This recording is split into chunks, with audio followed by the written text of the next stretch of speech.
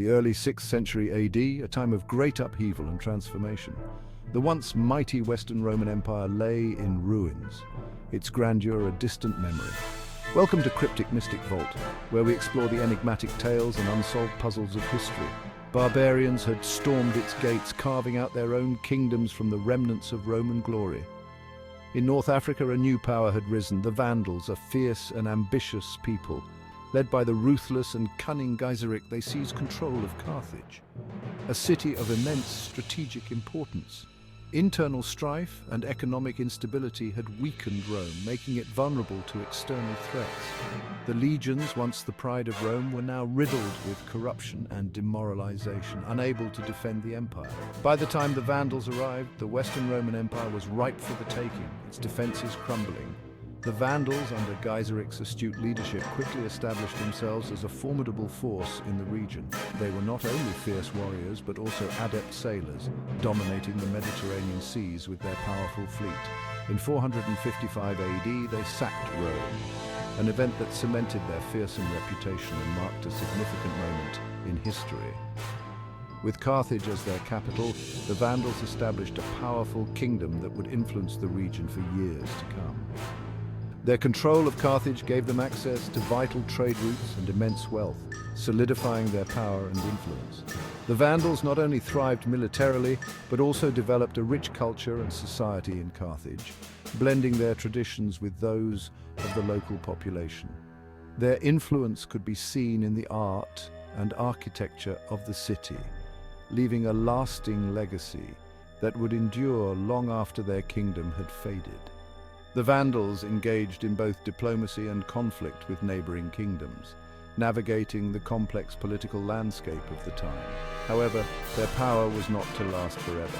The Byzantine Empire eventually reconquered Carthage, bringing an end to the Vandal Kingdom. Today, the ruins of Vandal Carthage stand as a testament to a once great kingdom that rose from the ashes of an empire. Carthage, even in its subdued state, remained a prize of immense value. This ancient city, with its rich history and strategic location, was coveted by many. Its ruins tell tales of a once great civilization that dominated the Mediterranean. Its harbors bustled with trade from across the Mediterranean. Merchants from distant lands would converge here, bringing with them exotic goods, spices, and stories from far-off places. The marketplace was a melting pot of cultures and ideas. Control of Carthage granted dominance over the sea lanes. These vital routes were the lifeblood of ancient trade, connecting empires and facilitating the exchange of goods, knowledge, and culture. The city held immense strategic importance. Its formidable walls and defenses made it a stronghold that was difficult to conquer. Carthage was not just a city, it was a symbol of power and resilience. Situated on the North African coast, it served as a gateway between the eastern and western Mediterranean. This prime location allowed it to control maritime traffic and influence regional politics. Its spacious harbor could accommodate a large fleet. This made it an ideal naval base capable of launching expeditions and defending against invasions. The harbor was the heart of Carthage's maritime power. Whoever held Carthage could control the flow of trade and project power. The city's influence extended far beyond its walls, affecting the entire Mediterranean region. For centuries, Carthage had been a center of commerce and culture. Its streets were filled with scholars, artists, and traders, all contributing to a vibrant and dynamic society. The city's legacy of innovation and cultural exchange was unparalleled. Its recapture would be a statement of intent, a sign that the Eastern Roman Empire under Justinian I was ready to reclaim its lost glory. This act was not just about territory, it was about restoring the prestige and influence of an empire that once ruled the known world. In the East, a new emperor had risen to power. Justinian I, a man of boundless ambition, dreamt of restoring the empire. To achieve this, he needed a general of exceptional talent. He found such a man in Belisarius, a military prodigy. Belisarius was a product of the turbulent times. Born into a humble family in Thrace, he enlisted in the army young. He quickly distinguished himself in battle, displaying a natural aptitude for warfare. His courage and tactical acumen were legendary.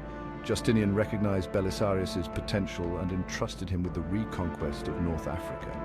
In Belisarius, Justinian saw a general who could defy the odds. Justinian I saw the reconquest of North Africa as a stepping stone to restoring the Roman Empire. His vision was grand, aiming to revive the glory of Rome and re-establish its dominance over the Mediterranean. This ambition was not just about land, it was about reviving a legacy.